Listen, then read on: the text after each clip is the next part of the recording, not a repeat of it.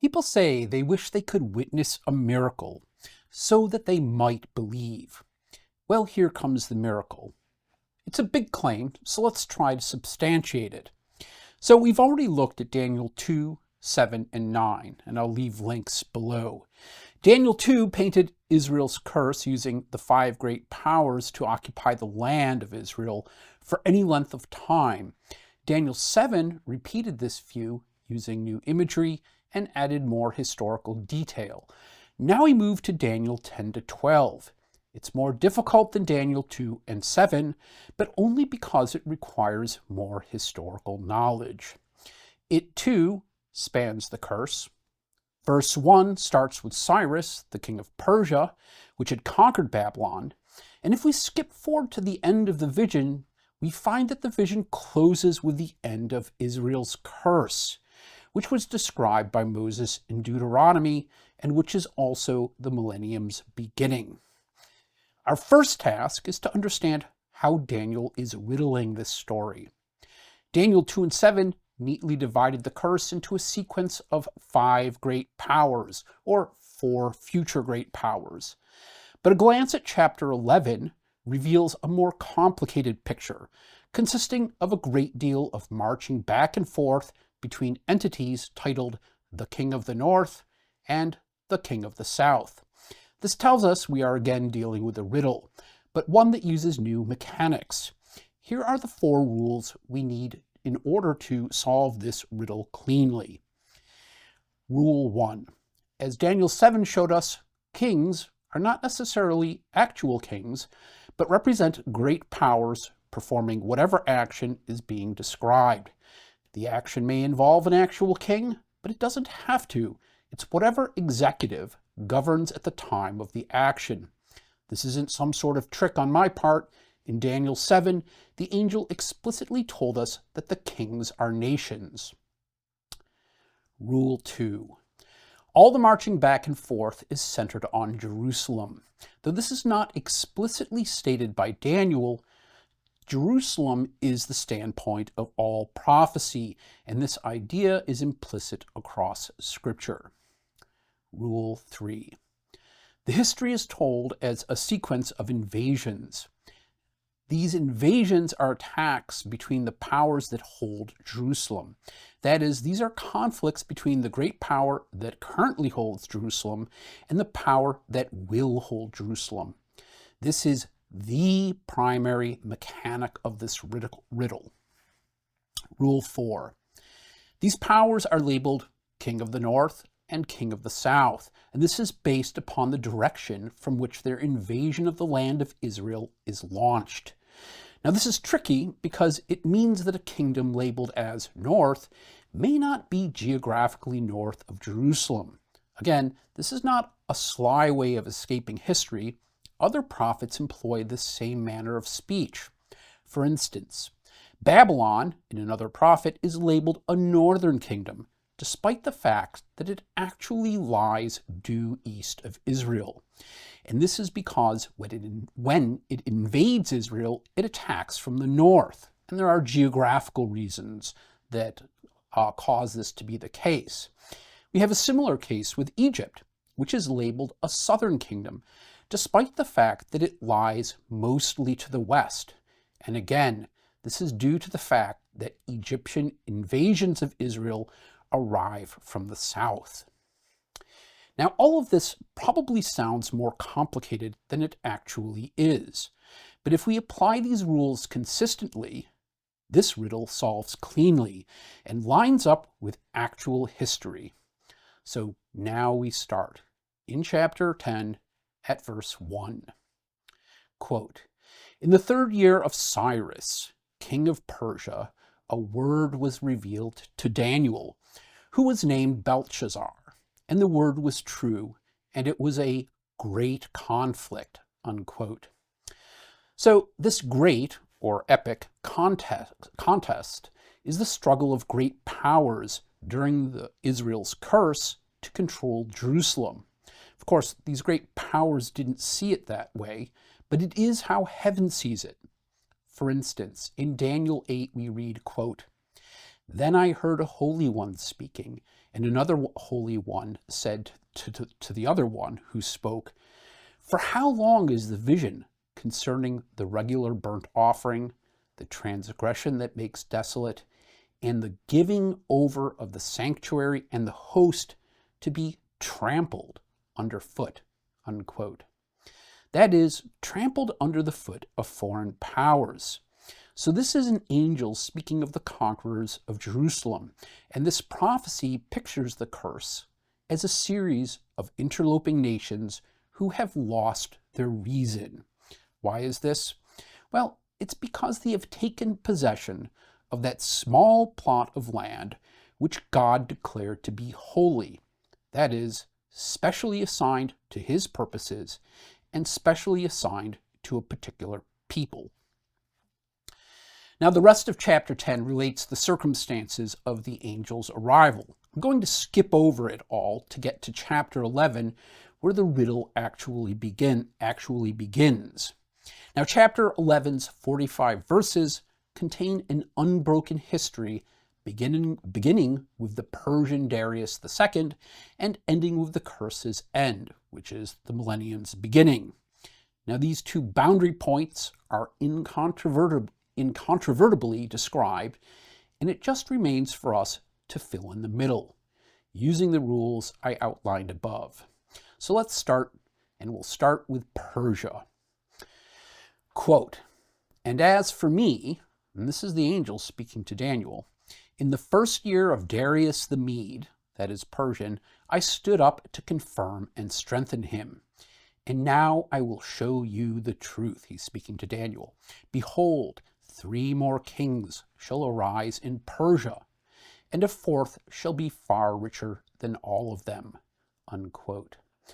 So these first verses present an overview of the last 4 Persian kings, which in fact came after Darius II. These were Artaxerxes II, Artaxerxes III, Arses, and Darius III. Now we move to Alexander in Greece. Quote, "And when he has become strong through his riches," and we're speaking now still of the Persian king, "he shall stir up all against the kingdom of Greece." Unquote. So this brings us back to Greece and to Macedon. And Philip II of Macedon, which is in northern Greece, was the king at around the time of 336. Now, there had already been trouble between Greece and Persia, and in 336, Philip II made an attempt to free the Greek city-states of coastal Turkey from Persian rule. But Philip was assassinated not long into the campaign, and the Persian armies of Darius III came in and pushed the invaders out. Moving on. Quote, "Then a mighty king shall arise, who shall rule with great dominion and shall do as he wills." Unquote. Our mighty king is Alexander the Great, the son of Philip II, and who invaded the vast Persian Empire in 334 BC, and he conquered it in about a decade. Moving on.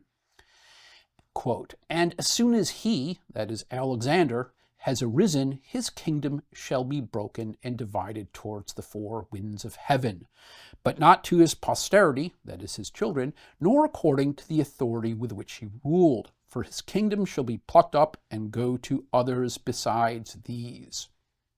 Unquote. So Alexander's reign was indeed short. For about the time he just finished conquering Persia in 323 BC, he fell ill and died in Babylon. As the verse says, his empire did not go to his children. Why was this? Well, after his death, Alexander's generals divided his empire amongst themselves, and they then began fighting each other. These struggles between Alexander's generals are called the Wars of the Diadochi, that is, Alexander's successors. And this many-sided conflict raged from 321 BC all the way down to 301 BC, when a sort of peace was made. Moving on.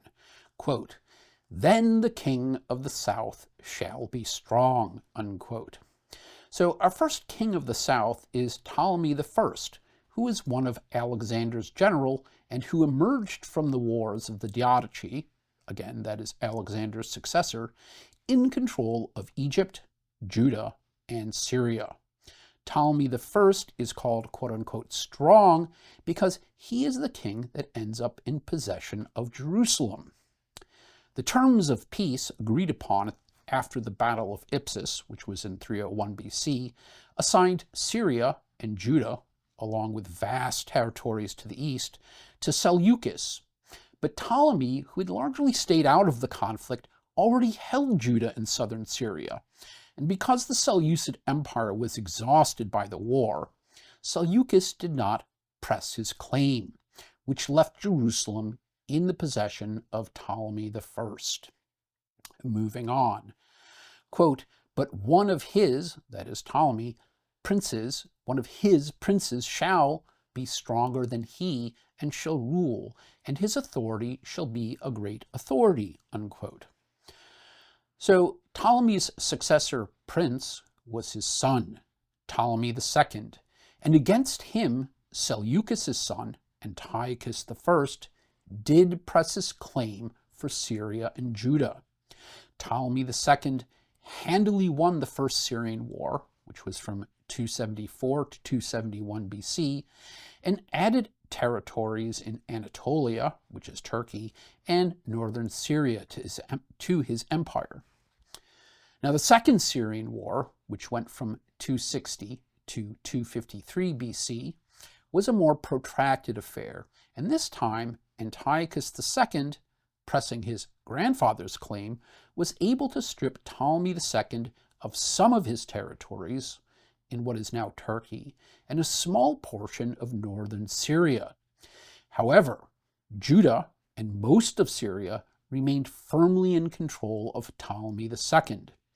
So despite this later minor loss, the statement that Ptolemy II shall, quote unquote, be stronger than his father remains true, for Ptolemy II retained more territory than he had inherited from his father. So these two wars, the First and Second Syrian Wars between the Seleucid Empire and Egypt, are encapsulated by the statement that, quote, "he shall be stronger than his father," that is Ptolemy II. The vagueness here arises from the fact that the wars were fought in Syria and Anatolia, that Judah was never invaded, that neither power's existence was threatened, and the end result of it all was the addition of a small amount of land in Upper Syria and coastal Turkey to Ptolemy's empire. Moving on. Quote, "After some years they shall make an alliance, and the daughter of the king of the south," that is the daughter of Ptolemy II, "shall come to the king of the north," which is Antiochus II, "to make an agreement. But she shall not retain the strength of her arm, and he and his arm shall not endure, but she shall be given up, and her attendants. He who fathered her," which is Ptolemy II, "and he who supported her in those times," unquote. So verse 6 describes the circumstances leading up to the Third Syrian War. Again, this is between Ptolemaic Egypt and the Seleucid Empire.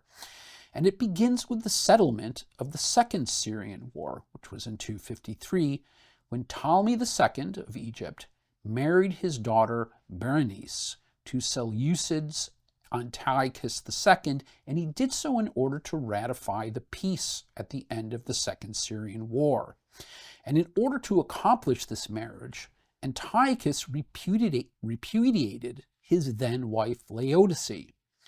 7 years later, in 246 BC, both kings died, and both Berenice and Laodice struggled to put their own sons on the Seleucid throne. Berenice called upon her brother Ptolemy III, who was now king of Egypt, to guarantee her son's succession. But before Ptolemy III could act, both Berenice and her son were assassinated. Going on. Quote, "And from a branch, from her roots, one shall arise in his place. He shall come against the army and enter into the fortress of the king of the north. And he shall deal with them and shall prevail.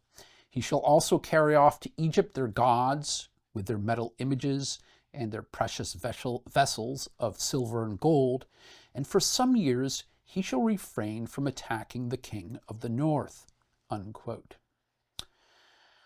So, in response to his sister's assassination, Ptolemy III, and both he and Berenice are branches, that is, children of the same root, which was their father Ptolemy II, Ptolemy III declared war and marched his army north across Israel and attacked the Seleucids, starting the Third Syrian War. Ptolemy won major victories. He captured Antioch and advanced as far as Babylon. The war ended in 241 BC, with Ptolemy having added northern Syria to his kingdom. As verse 8 asserts, there followed a period of relative peace. Going on. Quote, "Then the latter shall come into the realm of the king of the south, but he shall return to his own land." Unquote. Verse 9 summarizes the Fourth Syrian War. In 219 BC, Antiochus III attacked southward, marching through Ptolemaic Syria and Judah. Antiochus' campaign went well until 217 BC, when Ptolemy IV won a decisive victory at Raphia in Gaza, and which is now called Rafah. Antiochus was forced to withdraw, but he retained some of his conquests in northern Syria. Ptolemy retained possession of Judah. Going on. Quote, "His sons shall wage war and assemble a multitude of great forces, which shall keep coming in overflow and pass through, and again shall carry the war as far as his fortresses. Then the king of the south, moved with rage, shall come out and fight against the king of the north, and he shall raise a great multitude, but it shall be given into his hand." Unquote. So verses 10 and 11 summarize the Fifth Syrian War. With Egypt suffering succession turmoil, Antiochus III, who is called Antiochus the Great, and Philip V of Macedon allied to attack Egypt in 200 BC. The alliance quickly dissolved, but Antiochus still swept south through Syria and Israel, reaching Gaza, which he failed to take. Scopas, Ptolemy V's general, marched north, retaking Judah and Jerusalem, while Antiochus withdrew to Syria, to winter presumably. The two armies fought the next year at Panium in the northern Galilee, where Antiochus won a decisive victory over Scopas, scattering the Egyptian army and leaving Antiochus in control of Syria and Judah. Moving on, well, not moving on yet. So the single difficulty of this passage here, historically speaking, is the beginning words, "his sons." There's no doubt that the Antiochus of the Fifth Syrian War is the same man as the Antiochus of the Fourth Syrian War, suggesting a possible problem with our description. But the statement is actually accurate. For the ancient Greek historian Zeno of Rhodes recorded that two of Antiochus's sons were generals at the Battle of Panium. One was in command of the infantry, and the other was in command of the cavalry. The fact that Antiochus's sons were the primary generals at the decisive battle strongly suggests that they oversaw the military campaign. Now, moving on. Quote, "And when the multitude is taken away, his heart shall be exalted, and he shall cast down tens of thousands, but he shall not prevail." Unquote. So Antiochus III's threatening multitude was taken away from Egypt, that is, or from threatening Egypt, by the Romans, whose emissary showed up and forbade Antiochus from attacking further southward. So although Ptolemy lost Syria, Israel, and Gaza, he was relieved of any immediate threat against Egypt proper, and he turned his attention to the suppression of a major internal revolt, which he finally managed to quell, and reportedly, by historians with much cruelty, in 183 BC. Note the accuracy of Antiochus's multitude being taken away. The verse does not say that Antiochus lost or that Ptolemy won, but rather merely that the threat was lifted. Daniel does not say how the threat was lifted, but history does, and it was a third party, the Romans, who bloodlessly accomplished it. Moving on.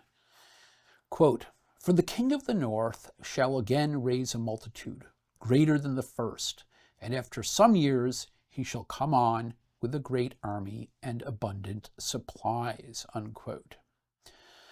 So in 170 BC, the young Ptolemy VI unwisely declared ownership of Syria and Judah. And this appears to be a continuation of the king's quote-unquote exalted state from verse 12. And this, of course, constituted a declaration of war against Antiochus IV, who is called Antiochus Epiphanes. The history of this declaration is a little murky, but Egypt was apparently unprepared to make an immediate attack, and the campaign did not begin until the next year. Ptolemy then prepared some sort of campaign, but it's not clear that an Egyptian army actually crossed into Seleucid territory, and there's no record of Egypt taking Judah. Instead, Antiochus seems to have launched a successful preemptive attack across Judah and into Egypt. The main battle was fought at a place called Pelusium, which is at the edge of the Nile Delta, the eastern edge, where Antiochus won a decisive victory. He captured Ptolemy, and Antiochus then went on to conquer all of Egypt except Alexandria, and he restored Ptolemy to the throne as sole ruler and ousted his co-regent brother and sister. Right after Antiochus departed, Ptolemy was reconciled to his brother Ptolemy VIII, who was still holding Alexandria, and Egypt was again united. Antiochus promptly turned his army around to invade again. The Egyptians sent to Rome for help, and when the Roman envoy confronted Antiochus with the Senate's ultimatum, he was forced to withdraw. This lost Antiochus his hold on Egypt, but he still retained Judah and Syria. As a practical matter, Egypt was now a protectorate of Rome. Moving on. Quote, "In those times, many shall rise up against the king of the south," unquote. This describes two events. The first is the crumbling of Ptolemaic Egypt's independence and cohesion. When Antiochus gone, Rome instituted a triumvirate of Ptolemy VI, his brother and sister, to rule Egypt, hoping to unite a kingdom fractured by civil war.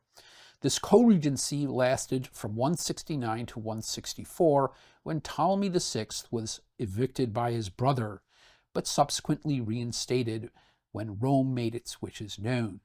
Ptolemy spent the better part of the next 10 years putting down repeated internal rebellions. Moving on, quote, "And the violent among your people," that is Daniel's people, "shall lift themselves up in order to fulfill the vision, but they shall fail," unquote. Here we have Israel's Hasmonean revolt against the Seleucids, which began in 166 BC.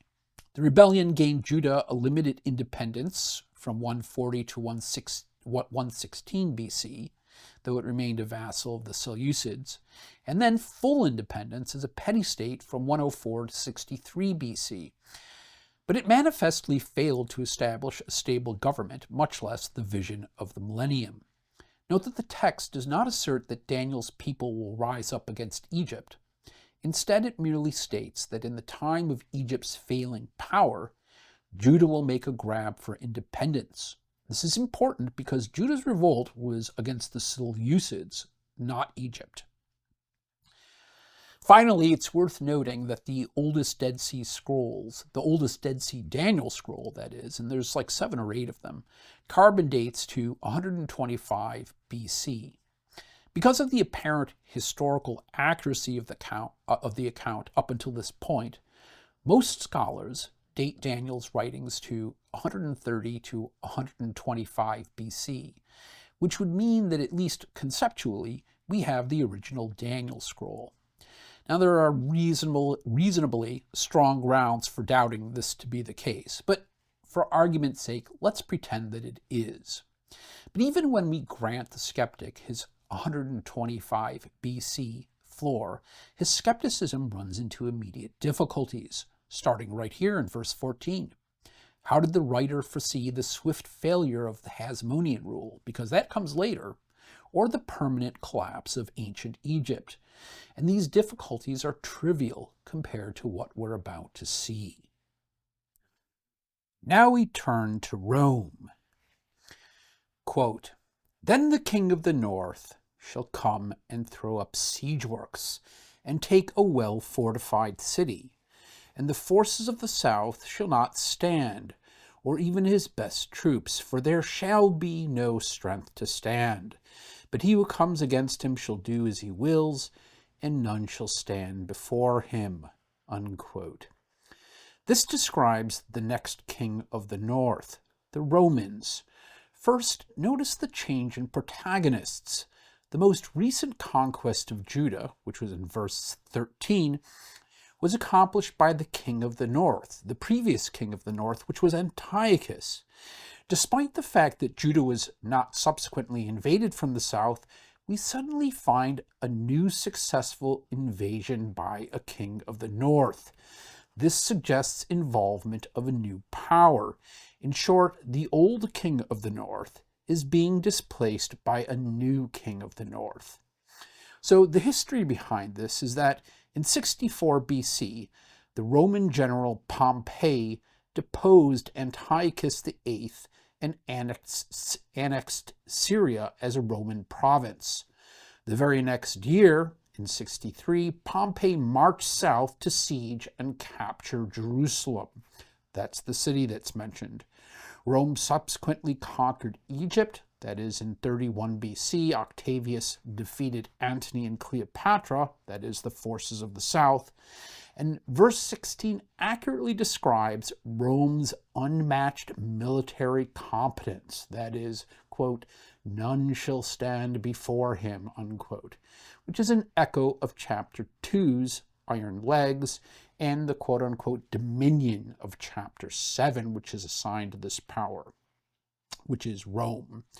Moving on, quote, "And he shall stand in the glorious land, with destruction in his hand," unquote. This verse states that this new power holding the glorious land, that is Israel, and it, quote, "holds destruction in his hand," unquote. Daniel says that the Roman power holds destruction in his hand because it is the empire that actually destroys the Messiah, the temple, Jerusalem, and Israel as a nation. A destroying power is absolutely required by Moses' history of the curse, which starts with subjection and is later fully actualized by Israel's national destruction and exile. This verse tells us which power will be that destroyer. Moving on. Quote, "He shall set his face to come with the strength of the whole of his kingdom, and he shall bring terms of agreement and perform them. He shall give him the daughter of women to destroy the kingdom, but it shall not stand or be to his advantage," unquote. So verse 17 is arresting, and while I think the ESV's translation is nearly accurate, it is too much influenced by the surrounding sentences and a desire to make the passage flow as political history. In fact, Yashurim, which is translated as terms of agreement, actually means upright or righteous things or upright or righteous men. Let's try a more literal translation.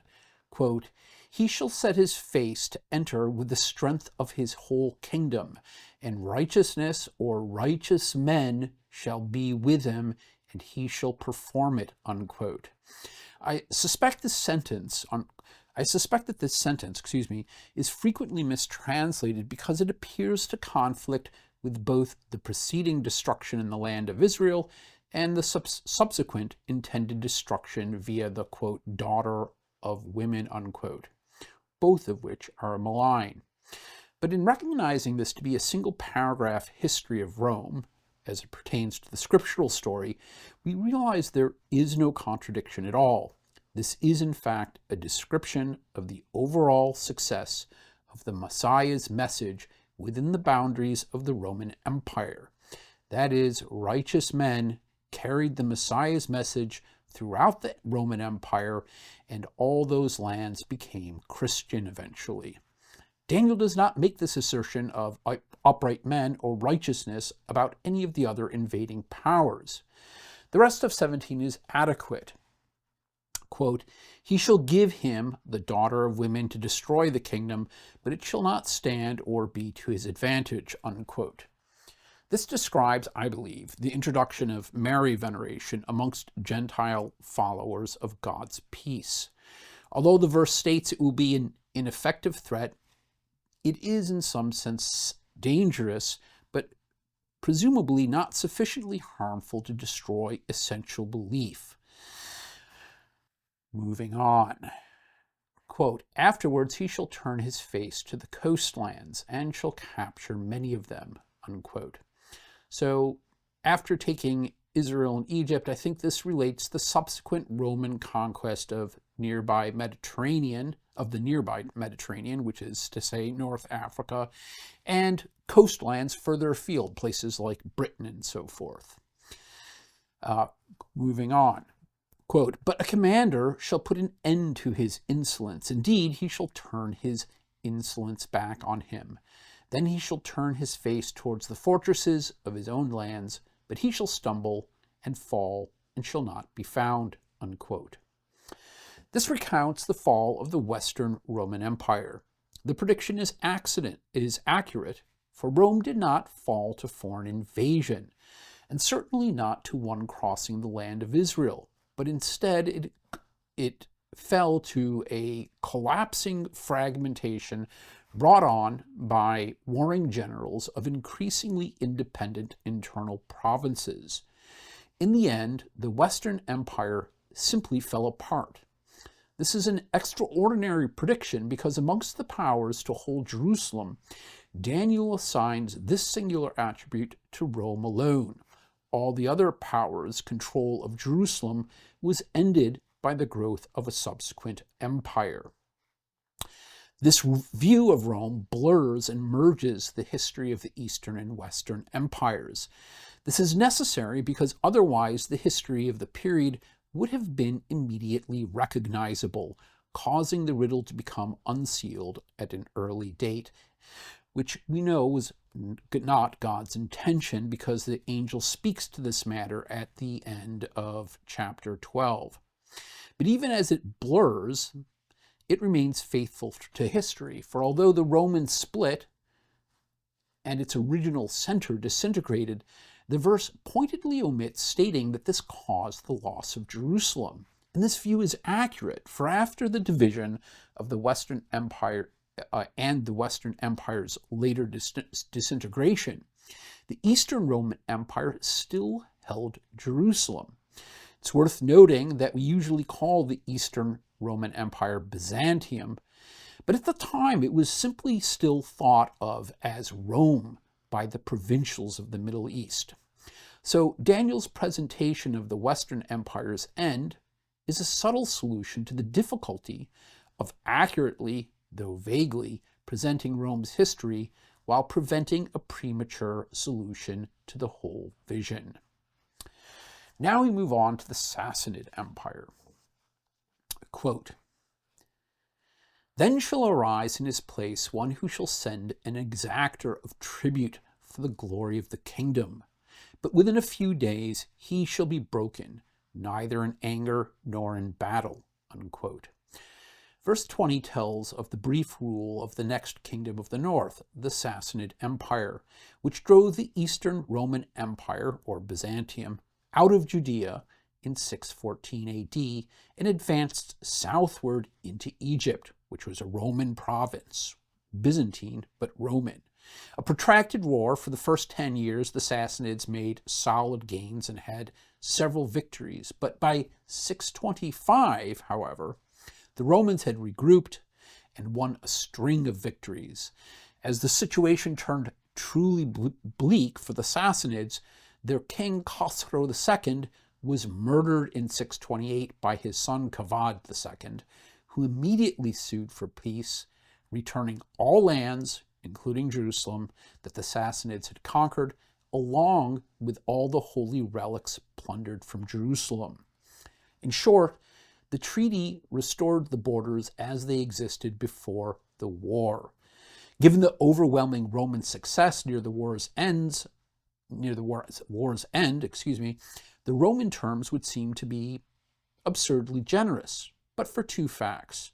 The first is that the war had been long and exhausting, and the second, and thought to be of overriding importance at the time, was the safe return of Jerusalem's holy relics.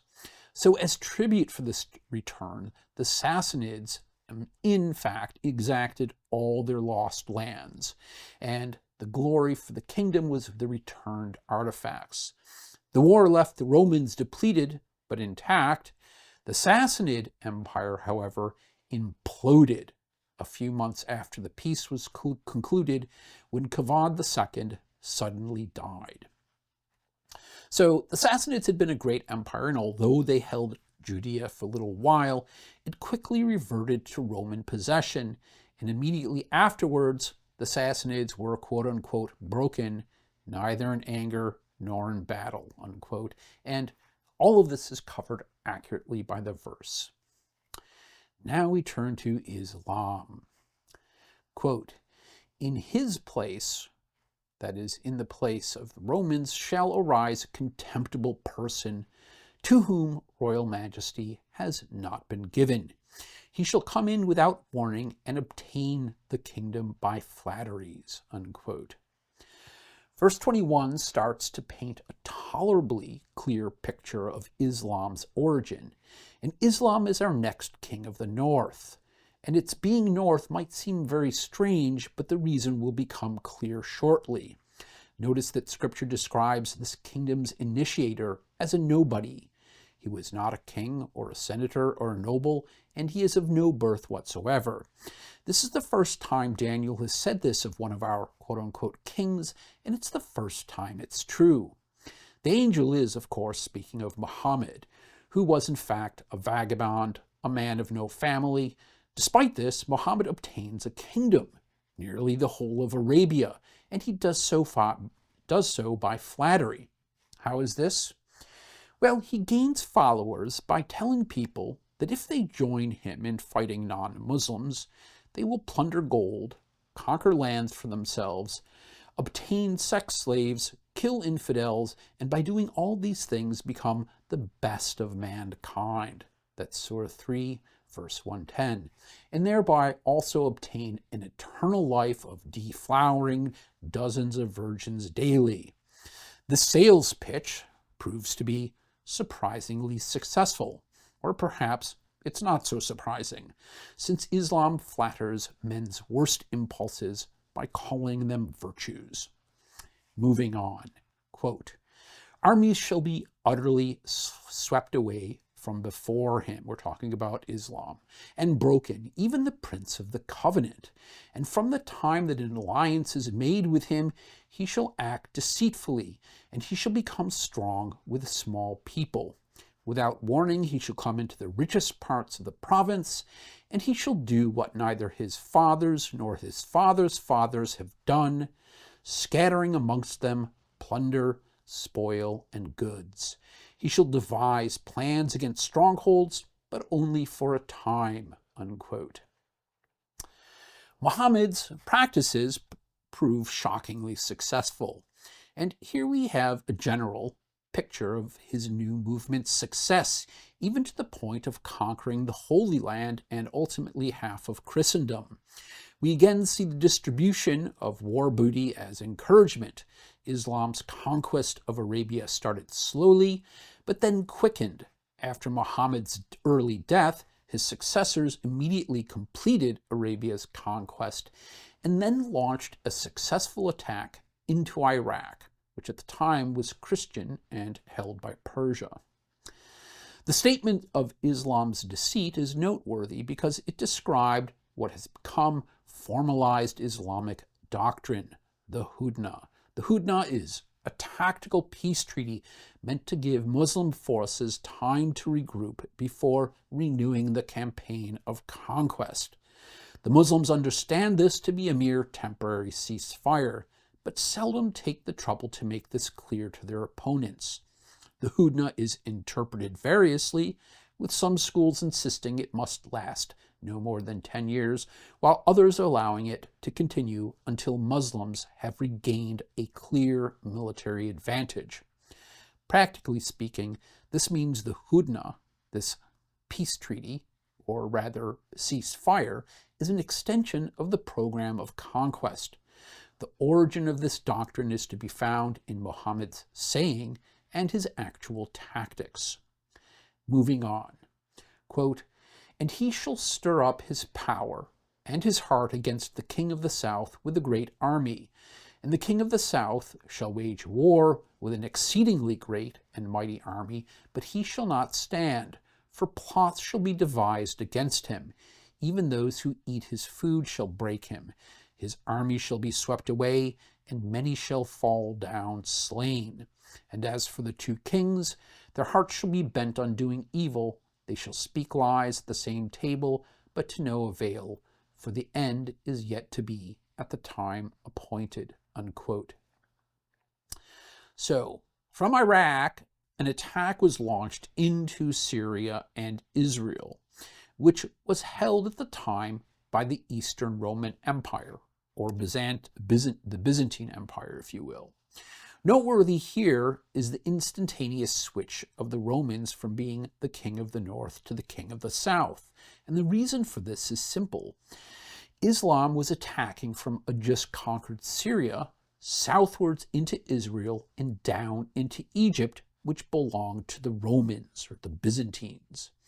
If from the start we realize this riddle works using the directions marching across Jerusalem, this makes perfect sense, and it, amazingly and probably, fits history perfectly. This verse also captures the disastrous Battle of Yarmouk and the subsequent incompetent and somewhat disloyal Byzantine defense of Egypt. After Egypt, Islam soon exploded westward across North Africa to take Tripoli, while in the east it conquered the western half of Persia. And all of it, happened in approximately 40 years. Moving on. Quote, "And he," and we're speaking of Islam here, "returned to his land with great wealth, but his heart shall be set against the holy covenant, and he shall work his will and return to his own land." Unquote.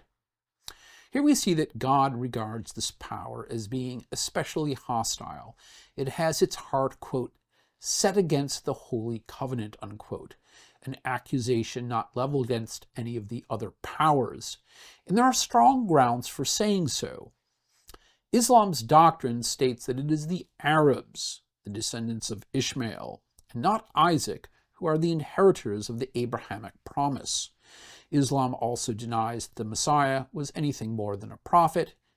It denies his death, his divinity, and the atoning power of his sacrifice. Islamic doctrine also states that salvation is a matter of weighing a man's good deeds against his evil. Islamic doctrine advocates its own advance by the sword, and the only guaranteed entry into heaven is to die a shaheed, a warrior martyr, fighting to expand Islam's dominion. And this encapsulates the difference between the two. The characteristic saint of the Bible sacrifices his own life to spread God's message, while the characteristic Muslim saint sacrifices other people's lives to spread Islam's oppression. And I say oppression because the Quran explicitly states that non-Muslims are to be made to feel humiliated and subjected. Thus, despite claiming the mantle of Abraham and the God of Abraham, Islam denies nearly everything of doctrinal importance advanced by Scripture. It is the anti-Scripture, and in a way that other religions, say Hinduism or Buddhism, etc., are not, for it claims to be the true Abrahamic religion, even as it turns actual biblical theology, morality, and story upside down. Moving on. Quote, "At the time appointed he shall return and come into the south, but it shall not be this time as it was before, for the ships of the Kittim shall come against him, and he shall be afraid and withdraw," unquote. So these last verses here describe the aborted mid-7th century Islamic campaign to expand further into the Mediterranean and Europe. Islam's further expansion along that North African coast was halted very briefly by a mutual treaty, and it was stymied in the north by Rome or Byzantium at the Battle of the Masts, which was in 655 AD. The naval battle, was a nominal victory for the Muslims, but their invasion fleet suffered so badly that it was forced to turn back, and the campaign of maritime conquest was abandoned, at least for the time being, which saved southeastern Europe and most Mediterranean islands from Muslim rule.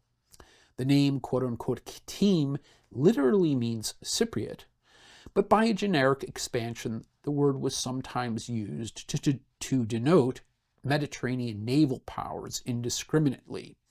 Regardless, Cyprus was a Roman province up until this time, and it belonged to the Byzantines.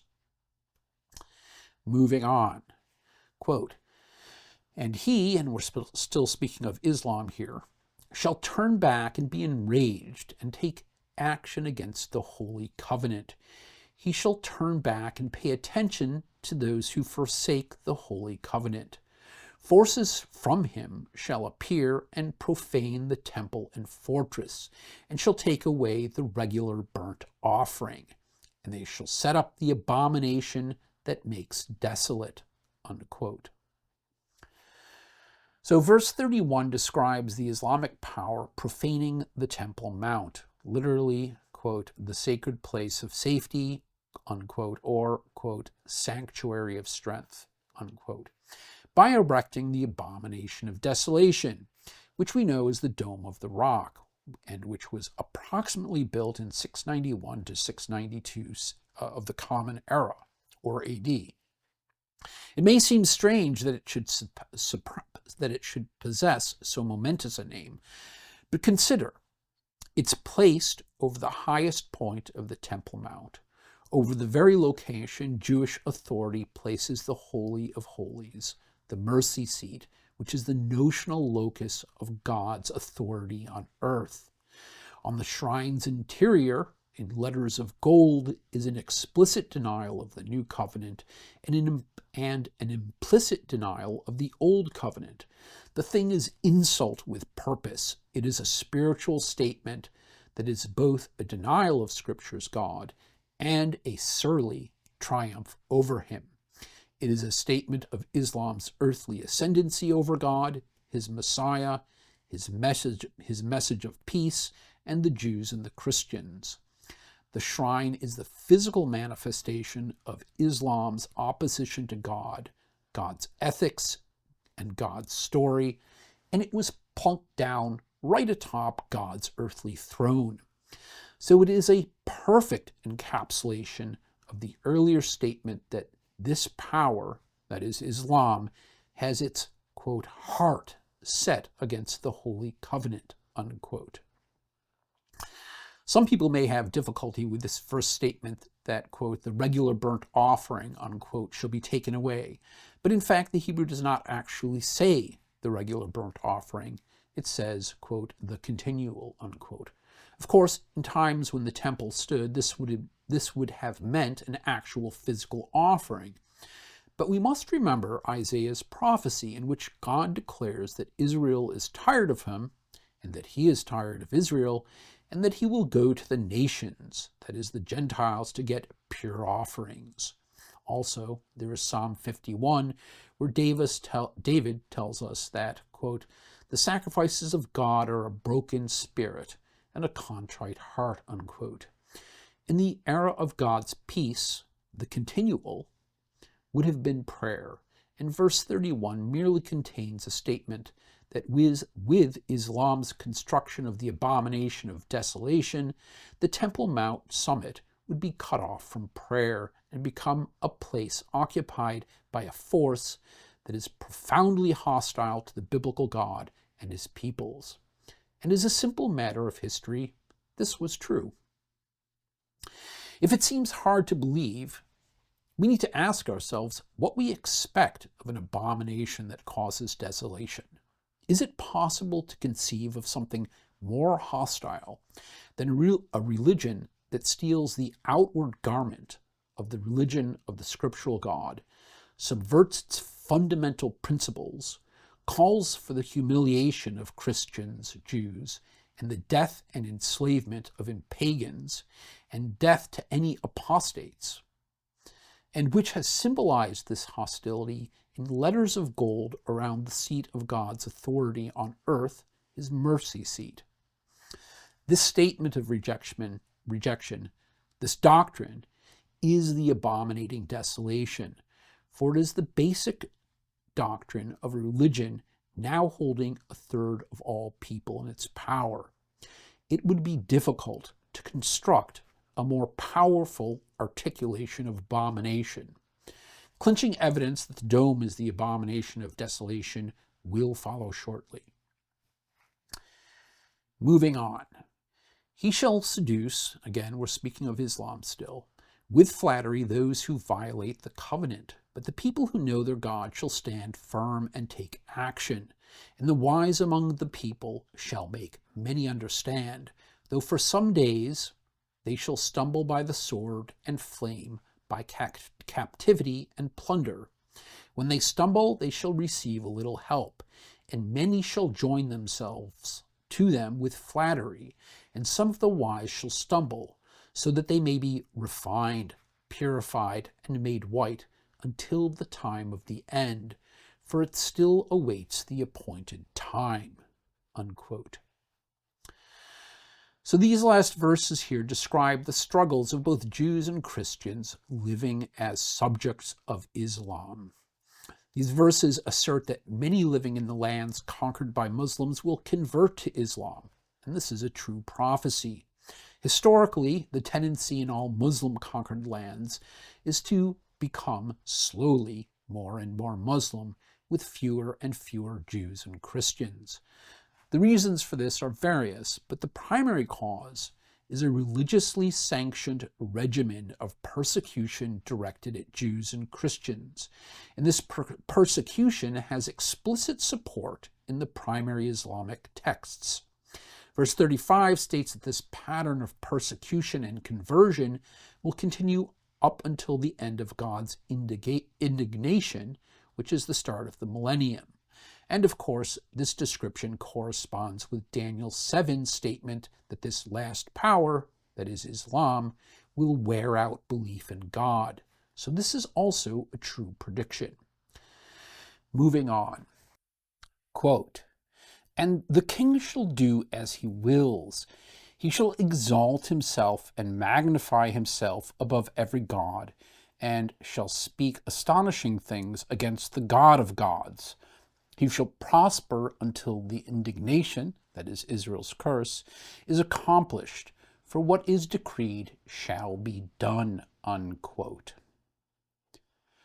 So verse 36 recounts Muhammad's, and by extension Islam's, mad elevation of himself or itself above Scripture and the prophets, including the Messiah.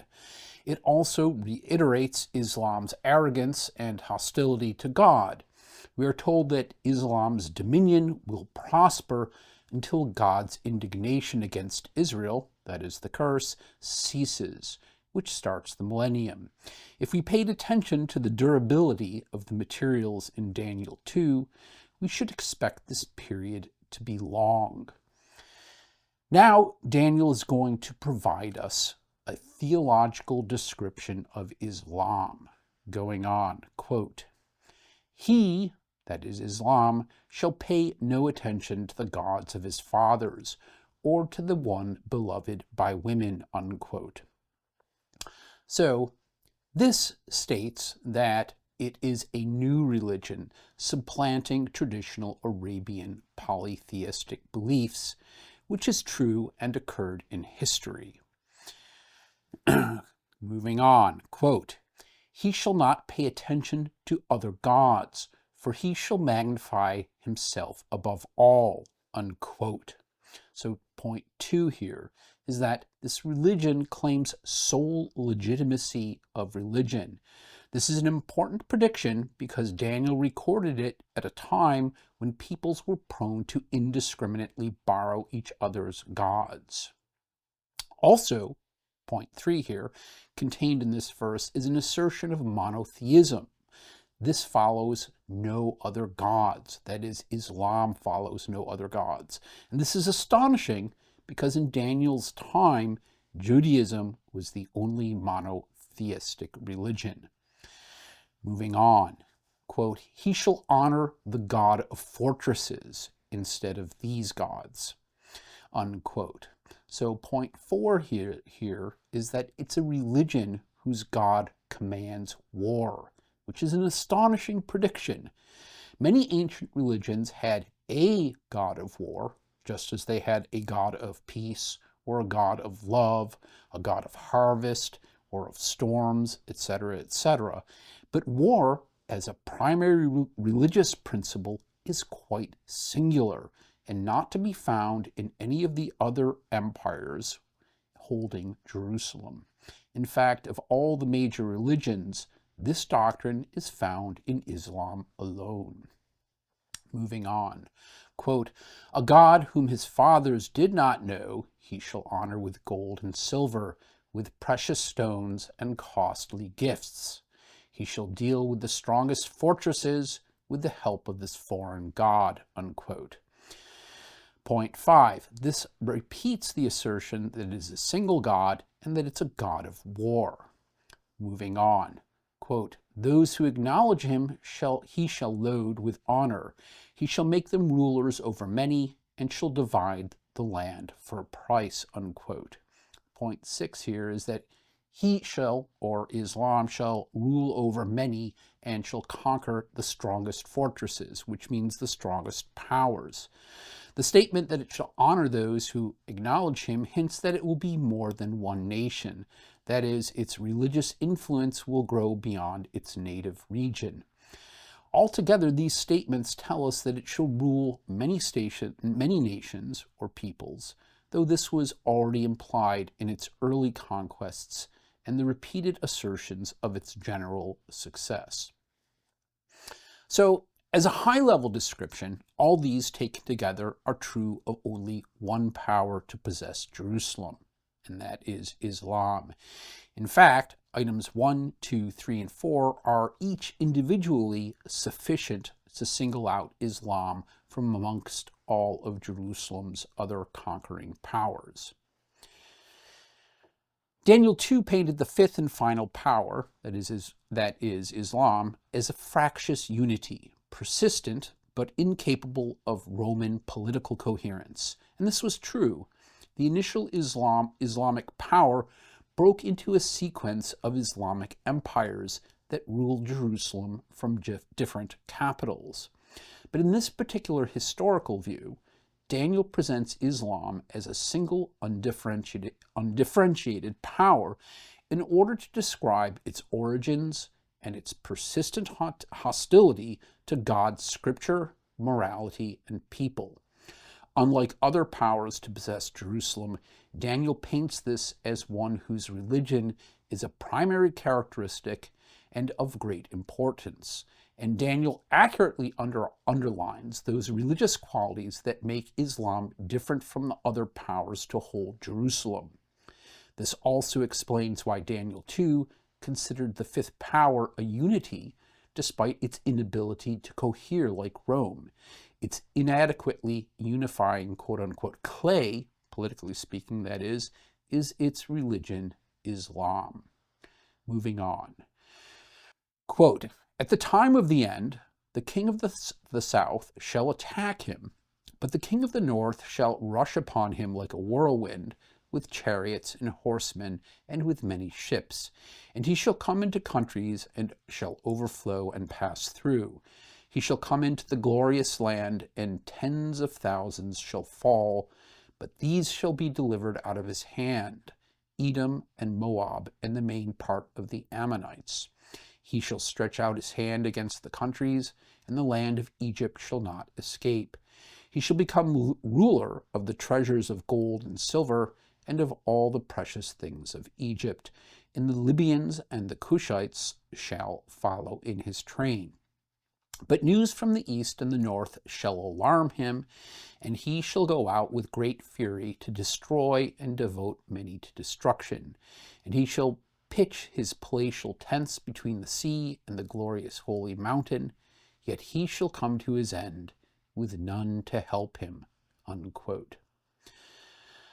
So these last 5 verses describe events bordering on the end of Israel's curse and the beginning of the millennium. After an unspecified time, the conflict between the king of the north and the king of the south resumes. This interval is suggested to be long, since verse 36 talks of a period of great success for this power, and verse 40's quote, "at the time of the end," unquote, is speaking of the same power, Islam, and now we are suddenly on the verge of the millennium, when this power is to be destroyed. So the power erecting the abomination of desolation is one that has been present for a long time. There's no escape from this conclusion, and we should expect this given the iron in the feet of the Daniel 2 statue. The story of this power's end involves an attack by the king of the south. This attack ultimately fails, and the counterattack by the north sweeps all the way into Egypt and beyond into North African states such as Libya and Somalia, which is Kush. This fixes the identity of the new king of the south. It is the power, or coalition, reaching out across Israel from the south. The northern king, representing Islam, occupies at least a part of Israel, but unforeseen events cause this power to scramble its attention to the north and east.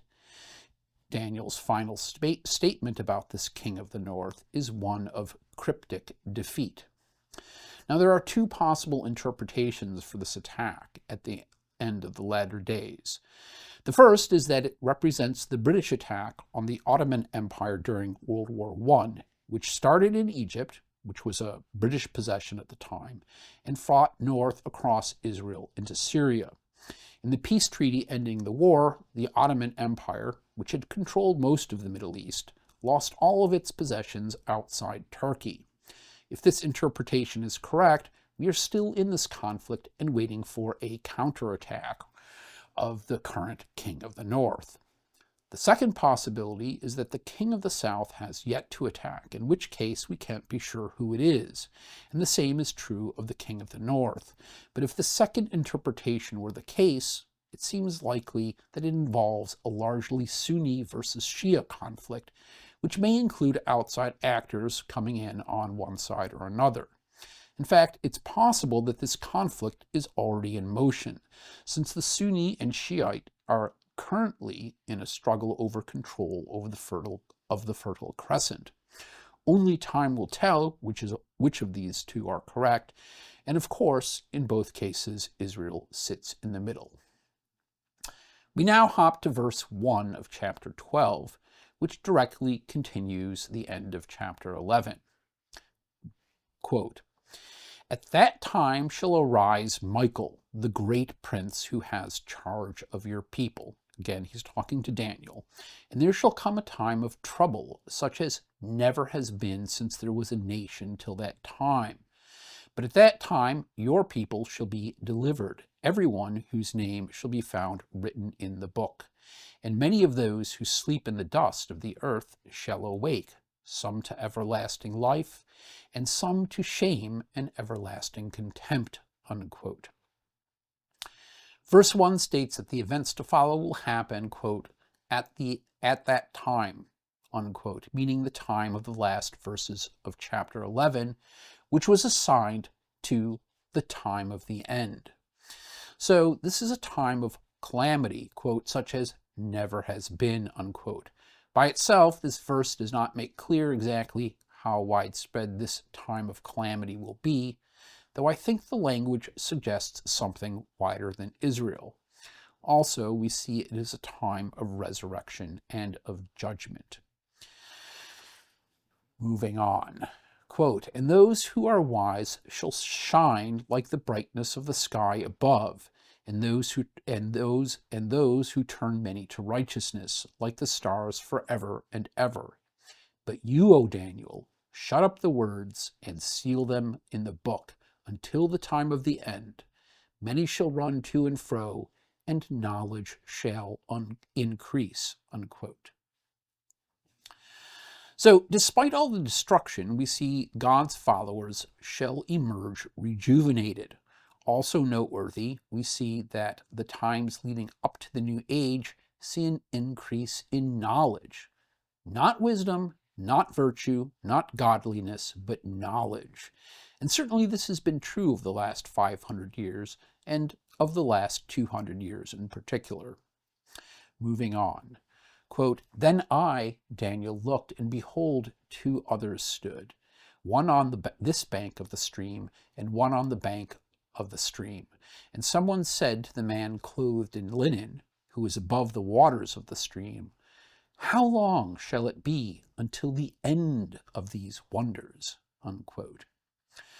So Daniel is overhearing an angelic conversation in which one angel asks the duration of all these wonders, which means, of course, the entire vision, which is to say, the curse.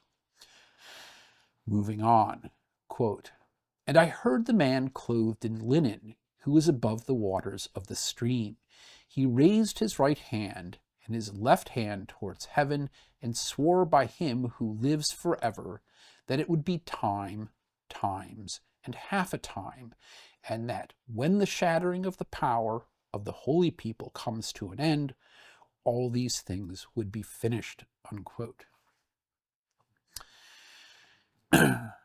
So the angel's answer is that it's time, times, and half a time, or 3.5, from the time of the shattering. We found this measure before in Daniel 7, but there was too little information to make anything of it. But clarification is about to come shortly. But first we have to move on. Quote, "I heard," and this is Daniel speaking, "but I did not understand. And then I said, 'O my Lord, what shall be the outcome of these things?' He said, 'Go your way, Daniel, for the words are shut up and sealed until the time of the end. Many shall purify themselves and make themselves white and be refined, but the wicked shall act wickedly, and none of the wicked shall understand, but those who are wise shall understand." Unquote. Daniel asks for clarification, and finally the angel delivers. Quote, "And from the time that the regular burnt offering is taken away, and the abomination that makes desolate is set up, there shall be 1290 days. Blessed is he who waits and arrives at the 1335 days. But go your way till the end, and you shall rest and shall stand in your allotted place at the end of days." Unquote. So we've now been provided three critical pieces of information. Piece of information 1. These time spans are about the entire vision and its duration. the angel asked a very specific question, quote, "How long until the end of all these wonders?" unquote. The wonders spoken of are the entire content of the vision, so he's actually talking about the duration of the entire curse. Point 2. This time starts with the cessation of the regular offering, and from that point until the abominating desolation shall be 1290 days. Point 3. Happy is he who arrives at the end of the 1335 days, which marks the end of the vision. That is, the end of the curse and the start of the millennium. So let's take point 1. Because the angel asked how long until the end of all these wonders, that is, the whole vision, we see that he is talking about the duration of the curse, which is the duration of the land of Israel's occupation by foreign powers. This makes clear that the days being talked about are in fact years. Remember, this is a riddle, and in a riddle, anything can stand for any factual thing, as long as it does so consistently. So far, Daniel has used statues, beasts, metals, wings, horns, and kings, and these were all stand-ins for historical entities or occurrences, and Daniel used them consistently. As readers, we aren't permitted to single out one word as having a magic that compels us to only ever use that word's first dictionary definition. And this is especially true of the Hebrew word day, yom, which has a wider meaning than its English counterpart. In fact, the Hebrew word day can even mean age or epoch, and you can find this in any decent dictionary. And this warning that I'm giving here about truncating meaning becomes doubly true when one is looking at a riddle. Enough said. Now let's move on to point 2, the cessation of regular offerings. And this is, of course, the start of the curse, the start of Jerusalem's occupation. And it is the curse which is the underlying theme of all Daniel's visions. Here we have 3 possible dates to choose from: 604 BC, 598 BC, and 587 BC, which are all dates on which Nebuchadnezzar took possession of Jerusalem. Nebuchadnezzar's conquests are important because they mark the beginning of the curse described by Moses. Remember, the 3-epoch system of blessing, curse, and restoration is provided by Moses in Deuteronomy 28-30. And the historical curse begins with Israel's occupation by foreign power and the loss of independence that starts with Babylon. Incidentally, to fix that, there's also the matter that Moses describes of the king's banishment to a foreign power, in which Jeremiah describes as part of the history of Babylon's taking of Jerusalem. So, in 597, Nebuchadnezzar desecrated the temple, and in 587, he destroyed it. Either one of these acts would have certainly stopped the regular offering. As for the 604 date, we don't actually know whether there was a cessation of offerings, but because it's at least possible, we must also consider that date too. Next, we look at the abomination of desolation. The Dome of the Rock has a dedication inscription which dates it to the year 72 of the Islamic calendar, which is ours, that is the West's, 691 and 692 AD.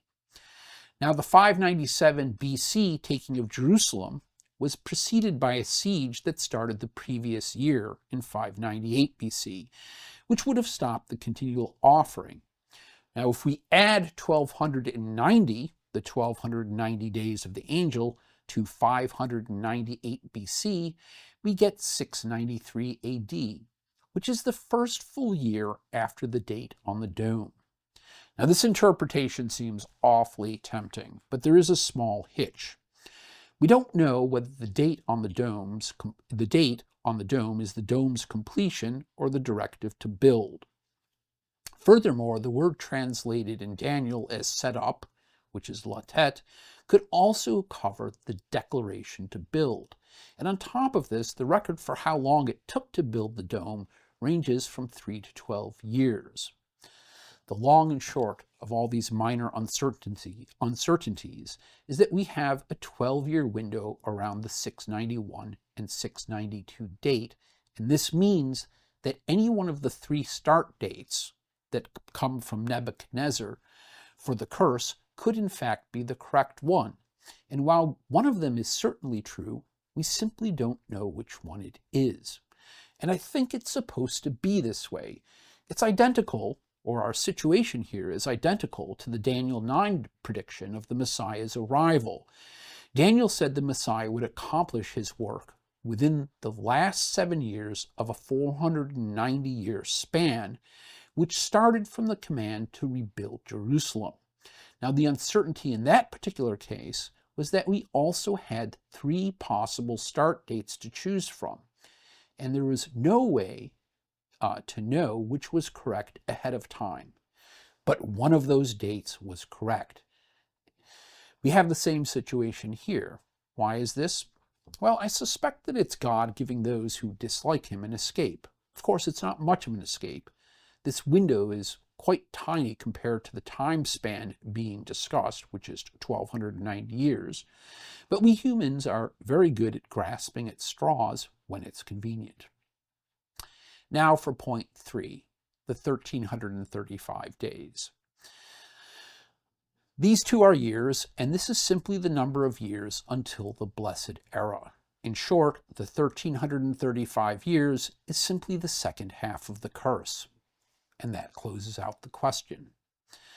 As a bit of final cleanup, let's return to Daniel 7 to solve verse 25's, and we also have it in this prophecy, the times, and half a time, since we now have the information to do so. Here is the verse talking about the last great power, that is Islam as king, from Daniel 7.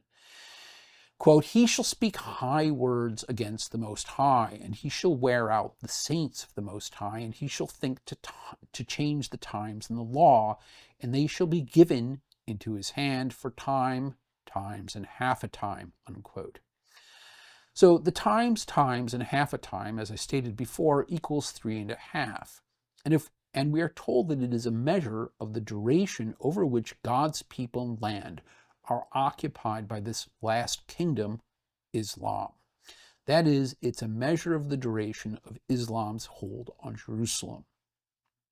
Now, if we take these to be years, 3.5 is equal to 42 months, which should ring a bell as this number appears repeatedly in prophecy and also in allegory. And if we take them to be years of days, wherein each day is an actual year, we get the number 1277. If we take the 691, 692 date from the Dome of the Rock and add 1277, we get 1968, the year 1968, which is the first full year of Jerusalem's return to Jewish possession. An alternate interpretation is that the 3.5 is not an exact measure, but rather a rough measure, much as if a man says, "I'll return home in a year." No one expects the return to be exact to the day. Either interpretation is astonishingly accurate, and they both mean nearly identical things, but we can't be actually sure, at least not now. Let's recap. So Daniel 10 to 12 provides us many new details about the powers that occupy Israel during the curse. Now I'm going to ignore the details before the Dead Sea Scrolls 125 BC floor, since a skeptic might accuse Daniel of simply recording history. Let's recap from 125 BC forward. 1. Daniel foresees the quick end to the short-lived Hasmonean dynasty. 2. Daniel identifies the permanent collapse of ancient Egyptian power. 3. Daniel foretells the invasion of Rome from the north. 4. Daniel foresees Rome's subsequent conquest of further coastlands. 5. Daniel identifies Rome's entrance into God's kingdom, and that is the spread of the faith. 6. He foretells the introduction of Mary veneration. 7. Daniel identifies the collapse, the internal collapse of the Western Roman Empire. 8. Daniel foresees that Rome's collapse, or at least the Western Roman collapse, results from the internal infighting of generals. 9. Daniel foretells that Rome will still somehow retain Jerusalem, which in fact remains in the hands of the Eastern Roman Empire, or Byzantium. 10. Daniel foresees the long Sassanid War with the Eastern Empire. 11. He predicts the Sassanid attack from the north down into Egypt. 12. Daniel identifies Eastern Rome's victory over the Sassanids. 13. Daniel foretells the immediate collapse of the Sassanids after the peace. 14. Daniel foresees the rise of Muhammad. 15. He identifies Muhammad as a man of no consequence or family. 16. Daniel foretells Islam's explosive initial conquests. 17. He foresees Daniel's conquest of Israel from the north.